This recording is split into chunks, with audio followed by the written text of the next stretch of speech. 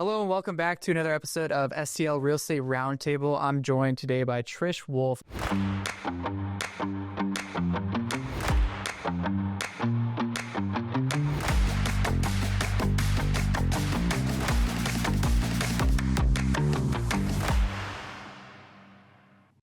A very special guest, and I'm so excited for the conversation. Trish, thanks for joining me. Yeah, thanks for having me. Yeah, absolutely. So I want to start off the podcast. I start off pretty much every podcast the same, and just getting a background on what got you into a career in real estate. Yeah, well, it's funny because it started out, in my mind, it was going to be a hobby.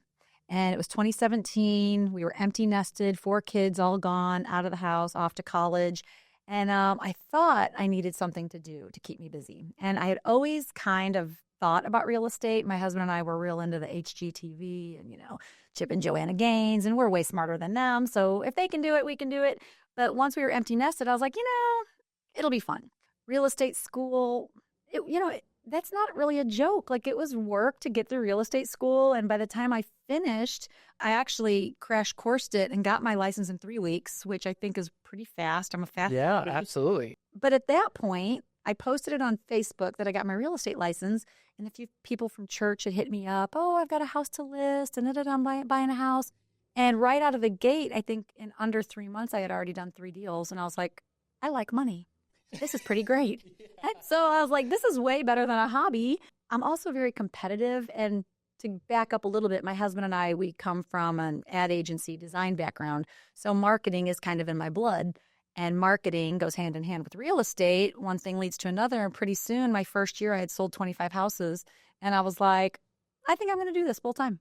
Yeah. So it was really fast paced. And we had really great success, like right out of the gate. Yeah, So, which is very rare, right? For those of you watching, I didn't know that at a the time. lot of agents Yeah. don't see that early success. It kind of takes a little bit to get the plane off the ground, so to speak. So, like, what do you think led to that early success? It was marketing. It was Facebook. Back then everybody was still on Facebook. Now there's a lot of different platforms, Instagram, which I started dabbling in about maybe 2 years ago, but it was all Facebook really. And I just kept promoting and posting my wins, my losses, questions, everything I had would always go onto Facebook. Then a few years later, that was 2018, a couple of years later, COVID. Who wasn't selling houses in COVID? If you left your house, you could sell a house. Literally. Right. So sold 50 houses in 2020. And then 2021 hit. Because after 2020, I was like, I could never do that again. Like, that's a lot of houses for one person to sell. And then, so I started a team. And the team was small. There were 3 of us. But then 2021, I sold 65 houses and my team grew. And pretty soon I became a Zillow Flex agent. So it's just rapidly been growing. But it all stemmed just marketing. That's what it was all about. Marketing myself, marketing my listings. Yeah. And it's what it boiled down to. Yeah. So you talked a little bit about your background before real estate. So walk me through kind of like what your previous experience is. You touched on it already. Like, marketing is kind of the key to your success. Kind of what experiences previously before real estate have kind of led into this career? Yeah. So right out of college, I had a graphic arts design degree. What are you going to do with that? You're going to make a living? I don't know. But it's really paid off because of the fact that when you've got a marketing background, you really could open any business, as long as you can create yourself a business card and identity, you can open any business. My husband and I owned, we still own St. Louis Shutter Company, and we teamworked that, and he's on his own now. It's been a few years since I've answered a Shutter Company phone call, but you've got enough phone calls to deal with, right? But we've owned several businesses. We've always been entrepreneurial. So right out of college, I went into advertising and marketing, met my husband at the place I was working. We opened up our own marketing company, did that for several years. That led to St. Louis Shutter Company, long off-topic story there, but always marketing. It's always revolved around marketing. And so, he builds my websites. I do all my graphic design stuff, flyers. Nowadays, you can do it with a click of Canva. Right. You don't really need marketing skills as far as design goes, but you still need to know where to be, who to be in front of, what to post, content, things like that. Right. But it's just been this evolution of growth through an online presence, really. Yeah, that's awesome. So there's probably a lot of agents that are watching this that are at a point that you experience after selling a ton of houses in your first year and second year where you're like, I could never do that again, right? You need to add leverage, you need to add team members to your business. Like what was your process in adding those team members, and, walk me through like how you built your team and where it is today. Yeah. So after like my first year of having such great success, I thought, man, it's hard marketing. Marketing is a full-time job. You really do. Now today, I leverage a couple of different VAs. So I've got a VA who helps me with my video. I've got another VA who just helps me managing content, period. So I've got two VAs that help me with that now. But back then, I was in the daily grind of all that. But then I started buying Zillow leads. And I know that's a cop-out, and all the agents are going to be like, real estate blasphemy. But I started buying Zillow leads. And in its heyday, before Flex came to town, Zillow was a lot of money, but it was money well spent. I think I had like an 8-to-1 ratio. I was making, my ROI was 8-to-1. And it's all about answering your phone. Answer your phone. That's the number one. If I have advice, there we go. The phone. That's it. All you need to know. Yeah, you can be successful too. But yeah, it was all about just answering the phone with Zillow. And I had, started out like 4-to-1, then it went to 8-to-1. I was killing it with Zillow. But when Flex came to town, things shifted. So all right, I got to watch what I say, because Zillow is a fellow brokerage. You can't trash talk. But Zillow Premier and paying for leads is not what it used to be. Once Flex came to town, I noticed a shift, a big change in how those leads, the dollar amounts, the quantity of leads I was getting. So I called up my rep and I was like, what happened? And that was probably, 2021, 22. And it's been a couple of years since Flex came to town. So I got into the Flex program. There's only 6 of us in the St. Louis area. The Flex program, it's an invite-only program. So it's not, anybody can't just do it. But as leads started rolling in through the marketing and through Zillow, I really needed help because I had way too many leads. I will say that Zillow was like a launching pad, really, because after 2 years of buying Zillow leads, and by my 3rd year, I was giving all the Zillow leads away to the team. And at that point, there were 3 or 4 of us. I had enough repeat and referral from my first 3 years in business that I did not need the Zillow leads, but they were coming in at such a rapid pace that I couldn't just shut that fire hose off. I was like, man, this is just, I'm closing deals, so why turn it off? So yeah, I just started giving those Zillow leads to the team, and there's 12 of us now. So okay. I got 12. Awesome. Yep. Awesome. So yeah, there's a lot of agents out there that are struggling with work-life balance, right? They have a huge amount of business, and they're like, I don't know how I can't service this all myself. So like, how do you said there's 12 of you now. So how do you find talent, and how do you keep talent? Yeah, that's the toughest part, because I think, it's a question that everyone has, right? I mean, you look at teams everywhere. It's like a revolving door. It is a revolving door. And my team is honestly meant to be a revolving door. I mean, I don't want to keep anybody under my thumb. I'm not trying to get rich off the backs of anybody. And I tell my team, if you do it right, if you follow my system, I will train you, I will teach you. If you do it right, this revolving door should last about 3 years. And then you'll be in a spot where you've got enough pipeline built up and enough repeat and referral built up that after 3 years, you should be flying the nest. Or otherwise you're doing something wrong, Yeah. So I don't expect people to stay with me forever. And my team, gosh, we're about 3-4 years. So we should have some, and honestly, I used to be at a different brokerage I guess almost 2 years ago, I moved over to EXP, and I did lose a lot of my team because not everybody wanted to make that change. Understandable. Some of the team came, some of them didn't. And honestly, I don't think I have any of my original team left anymore, just because people have different values, different interests, different things they want to pursue. But the team I've got now, we're drowning. We've got so many. But when I posted, so if you're looking for a team, please. I'm not necessarily looking to recruit people to my team, but I need referral partners. Because the team has a bad connotation. People are like, oh, then I got the split. I got to give her half my money. With Zillow leads, yes, you have to give me half your money. Zillow takes a huge split. Zillow's not cheap. It's a 40%. Yeah. And you're taking on that investment, right? So I'll just throw it out there. All clarity, Zillow leads are a 50-50 split. Yeah. It's a 50. I get 10%, woo, and Zillow gets 40. But again, it's a launching pad, and that's where I built the back of my business, was off of that launching pad. Again, like I said, after 3 years, I did not need Zillow anymore. All my personal business is repeat and referral. Now the team, again, they're taking those leads, and with any luck and any, if they're answering their phones, after 3 years, they're going to have their own repeat and referral, and they'll be set. And that's it. It's paying the piper. You pay the piper at the beginning, and you go from there.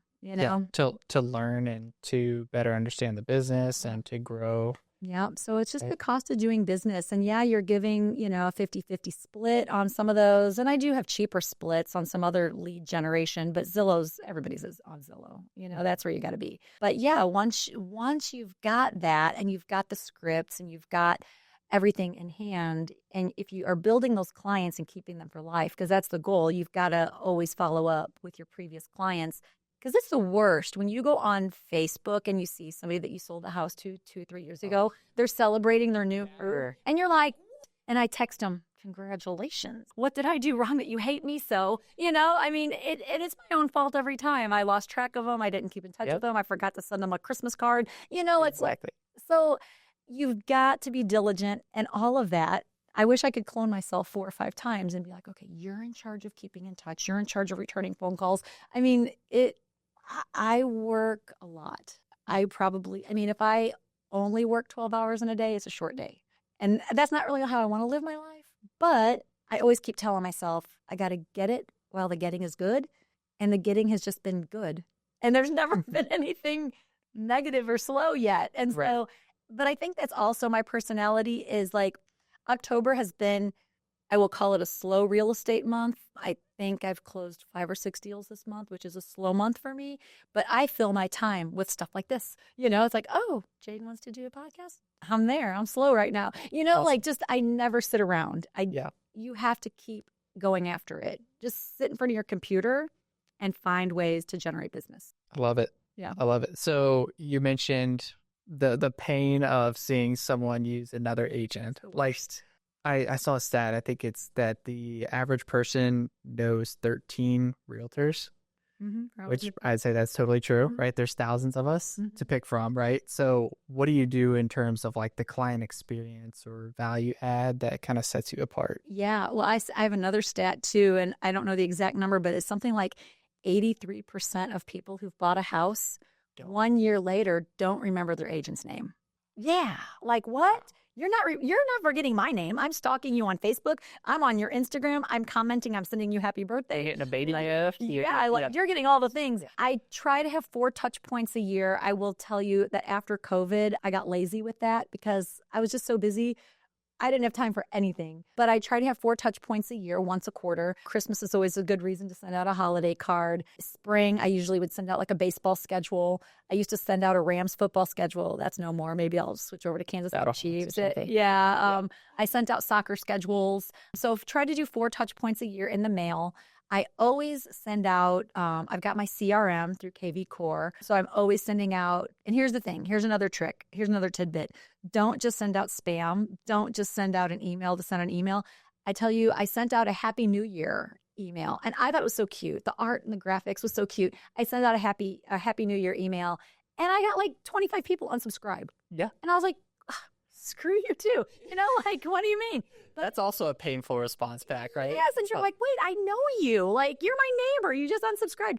But no, what people like is they like value. I tell you, the one I get the most response from is when it's going to freeze and there's going to be a hard freeze. I send everybody an email with a picture of a busted pipe, and it says, don't forget to unhook your hoses. It's going to freeze this week. And everybody's like, oh, thanks for the reminder. I'm like, simple stuff like that. Just have value. Nobody gives a crap if you're a real estate agent. Like, you don't just email people, don't forget I'm a realtor. Nobody cares. Yeah. Lead with value. Always give them a tidbit of a market update or, hey, here's the 4th of July parades that are going to be happening next week. Things like that people appreciate.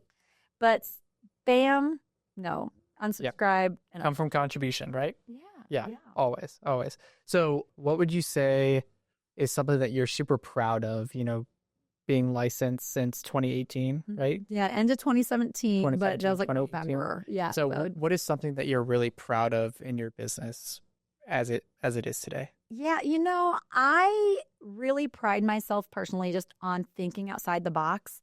And there have been so many, especially first-time home buyers, that I've helped get into homes that absolutely did not think they could ever buy a house.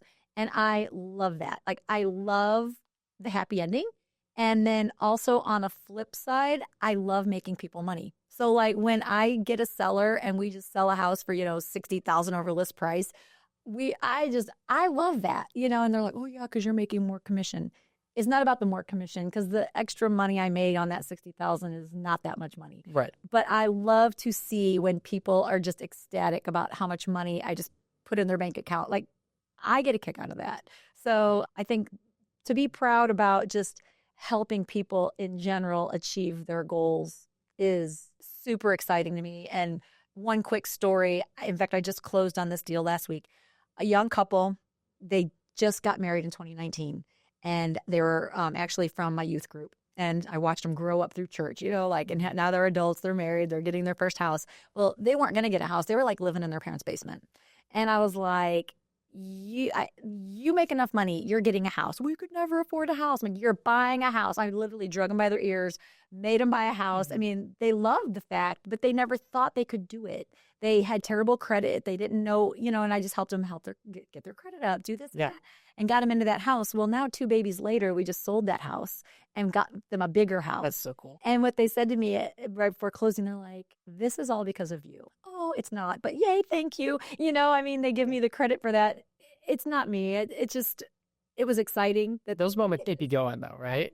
On the tough days, on the days when you lose an offer, like something falls out of contract. Like those are the moments you remember, or try to at least go back to. Hang on to those. Yeah. But I love helping people, and when I see that success story, that's the stuff I kind of tuck away, and it's like, yay, yay, real estate. I love it. Yeah. I love it. So some other agents might be wondering, like, where does your business come from? You mentioned it's mostly Sphere and referral. Where would those like referral groups come from, or kind of what different communities of people are you involved in to where you're generating those? You really need to be everywhere. You can't just put all your eggs in one basket. I started several Facebook pages, and I get business everywhere. Like, just about everything works. Anything you put your real heart into is going to work to some. Just taking action. Yeah, on something. Some degree. And I've started a few Facebook pages. I used to live in Bridgeton. I've got this Facebook page called Bridgeton 411. I've probably sold 6 houses from that, because when people reach out to the Bridgeton 411 page, hey, does anybody have a painter? I do. Wow, you getting ready to sell your house? What do you need painted? You need a roofer? You need a plumber? Yeah. And when people are getting ready to sell their house, you can tell, because they're looking for somebody who does deck repair or does roofs and things like that. And anytime I close a house in Bridgeton, I post it on there. And then you always have to have that call to action with your post, though. You can't just post it out there like, that's like throwing your fishing line out with no bait. You got to have that call to action, like, call me if you're getting ready to sell. Or if you're, a buyer looking in Bridgeton, call me, I've got a new listing, things like that. Lots of different Facebook pages. Can't say I've gotten much from Instagram. Maybe it's branding, but it's out there. But I tell you the funniest one that I just got, and if you're in St. Charles and you eat Mexican food, you may have seen my face on the tables. But I'm in all the Almagays and agave. Oops, I don't even. And I'm in all these Mexican restaurants. Either way, if you eat Mexican, look for me. I'm on the table. And I got my first sale from that. And so that one sale paid for the expense of, I think I'm in 6 different Mexican restaurants, and that paid for it. So I'm even on that, and I'm got 4 more years of being on Mexican restaurant tables. There we go. I try to be everywhere as much as I can be, because it all works in the end to some degree. Again, you got to stay on top of it, though. And I think what I'm hearing you say is like, it's all about relationships too. Like you're creating relationships with people. Yeah. You're getting into a relationship, and then you're coming from contribution. Like you're adding value everywhere you go, just some degree. That's my hope. And I do have a lot of repeat and referral. Again, the sphere of influence, even my family, I hound them on Facebook because I think that they would forget that I'm a realtor. Like people forget. Like one of my aunts said to me one time, oh, my brother's buying a house. And I was like, without me? She's like, oh, honey, I forgot you're a realtor. This was when I was brand new. And I was like, that will never happen again. Yeah. Nobody will everybody around you needs to know you're a realtor and always be selling. Yes. I got a deal one time. I was at the restaurant, at some restaurant. I eat out a lot. I eat out every meal. I don't have time to cook. But we were at some restaurant, and I hear 2 guys behind me talking about getting their house ready to sell. So I walk out, and I slide my cart over. I'm like, I'm not spying on you, but here you go. And he called me, and I That's was awesome. like, yeah. So just wear a T-shirt, put it on your forehead. I'm a realtor. I'm a realtor. Right. Right. You can't let people forget. That's great. That's great. So you utilize social media, right? Much. So there's a lot of agents that I think are hesitant to get on social media, or they don't know what to post or how often to post, like paralysis by analysis, right? Big time. I see it all the time with agents. What would you say to those agents, or what advice would you give as far as social media? And then talk a little bit about kind of your content strategy and ChatGPT. your thought process behind it. ChatGPT. Plug. Shout out. I don't own stock in ChatGPT. If I could, I would. But no, if you're really struggling for content, this ChatGPT is the greatest thing in the world. In fact, at my team meeting this morning, I brought ChatGPT up, and 2 agents were like, "What?" And I was like, "What do you mean you don't use Chat?" So if you're struggling for content, just go ask ChatGPT, "What should I post about today? I'm a realtor in St. Louis. What should I post?" And it will give you ideas. It will give you the content. It'll give you emojis. It'll give you your hashtags. It'll give you everything. I've never done that for my own posts just because I've got a list a mile long of things I want to talk about. I don't even have time to create enough content because I have so many ideas. I talk too much, but that's why I had to. We're realtors. We all do. Okay. That's why I had to hire a virtual assistant, because I'm like, here's my 200 things I need posts about. Go post. The days of just posting to post are over. People are over it. The under contract graphic. Oh my gosh. I mean, I still do it just so people know I'm selling houses, but it's video. You need video. Video's where it's at. Nobody cares about anything else. I started doing videos years ago. I do a lot of lives, not as many anymore, but you need video. And I know a lot of realtors are nervous about doing video, but my mom made a comment about one of my very early videos, which if you go back and look, I'm such a nerd, but she's like, "I love your videos. I feel like you're talking straight directly to me." And, I kind of took that to heart. And so when I do a video, because I do get a lot of compliments on my videos, but it's not that I like how I look or sound, because I don't. When I look at my videos, I'm like, oh my gosh, like, there's so many things that I'm critical about. But when I'm making my video and I'm holding my phone out there, I just pretend like I'm FaceTiming with my mom. And be like, "Mom," like I don't say mom, but I'm like, "Oh my gosh, you've got to see this house. Let me show you the dining room and look at the backyard. And, oh, the deck. Blah, blah, blah, blah." I just pretend like I'm having a conversation with my mom. And it makes it a lot easier to talk to that camera. And the first few videos you do, you will be nerdy and you're going to hate it, but you'll get more comfortable and try not to be too critical. Because somebody else told me one time, I never reshoot a video, because if I look stupid or I stutter, that's what people like. My videos where I look the worst get the most views, because they're like, "Oh, what's this chick going to crash and burn about today?" That my one video got absolute most views. I was showing a flooded house that was totally flooded. And I went in, didn't expect it to be flooded, but I was doing this video and I was like, "Holy crap, what's in this basement?" And then I drop a bunch of stuff. It was the worst video ever, but it got my most views. Yeah. So, just be real and get out there and do video. And, people know what you look like. So don't think, if you're critical of what you look like, sorry, that's what you look like. So you don't need to retake it with a different angle or with the camera up here. People know, what you look like already. So it doesn't matter. And you just have to go with it. Yeah. So, and social media is a copycat game too. Like if you're like, "What should I post?" Go spend some time scrolling through some reels, find ones you like, and then create it. Yeah, I'm getting ready to list a whole bunch. Rip off somebody else. I saw a bunch of videos just the other day from another realtor, and I was like, "Oh, that's really good. I'm stealing that." But it's fine. And when people steal mine, and somebody stole my content the other day that was so blatantly word for word, all they do is change their background, and I was like, that's my highest form of compliment. It wasn't me, was it? It wasn't you. Okay. But no, honestly, I was like, "Oh, they must think I'm smart." So, steal my content. That's fine. That's awesome.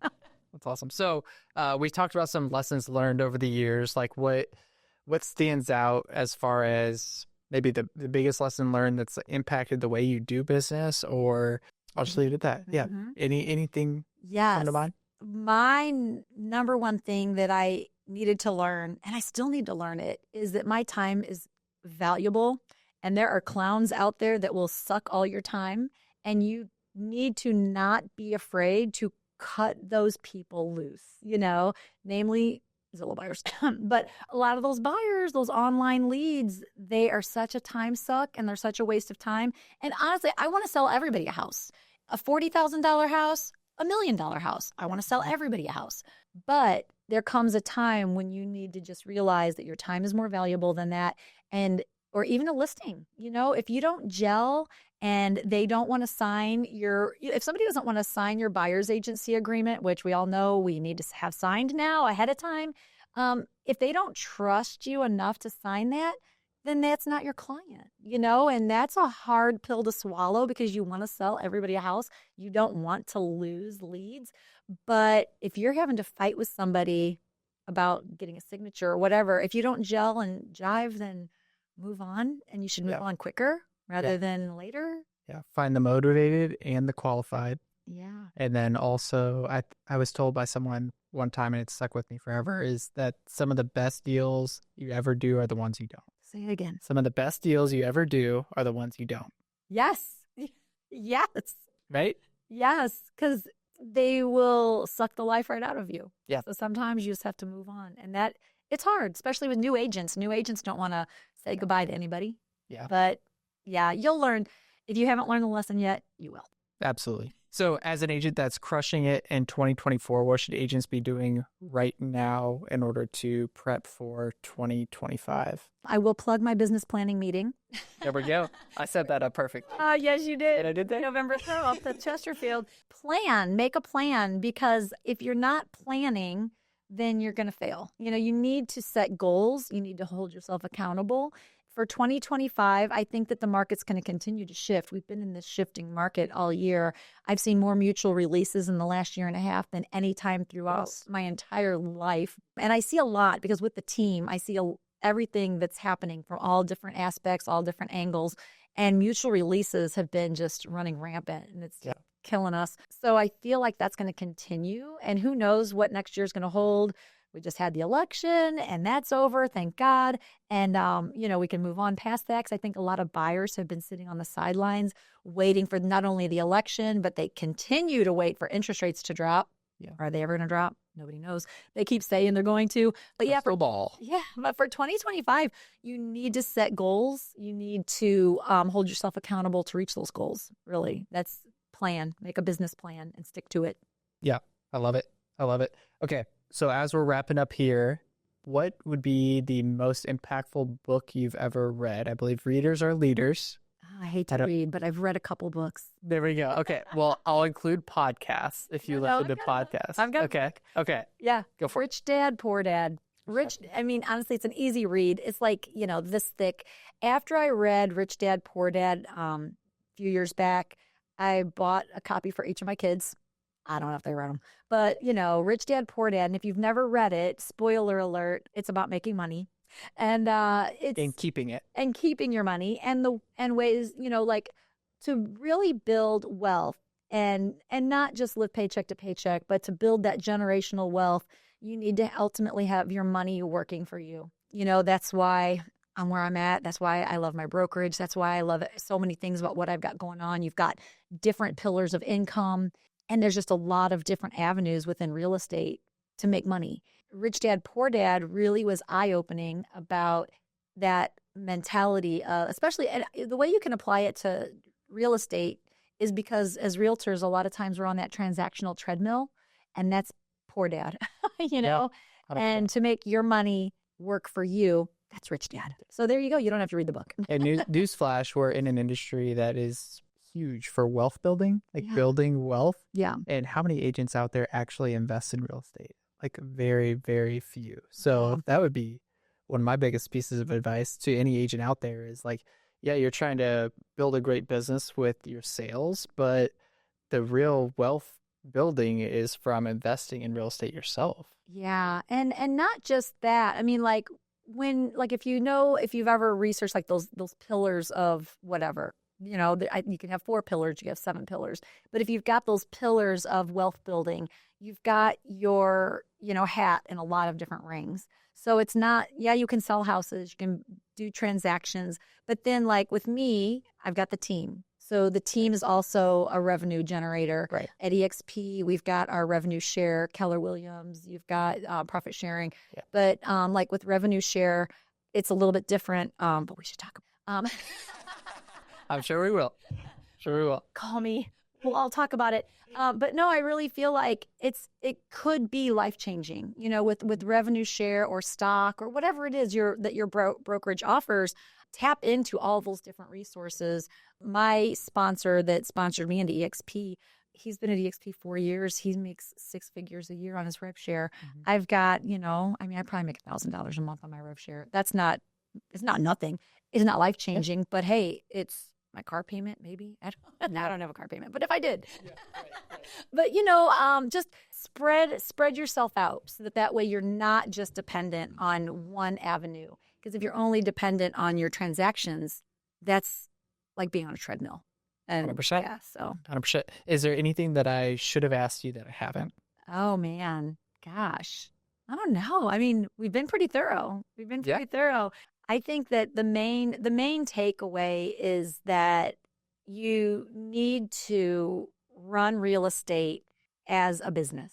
You need to run your real estate, which is you're your main employee, but you need to be your CEO and you need to leverage the tools that are out there. The tools that I leverage, I've got my VAs that do my social media with me now.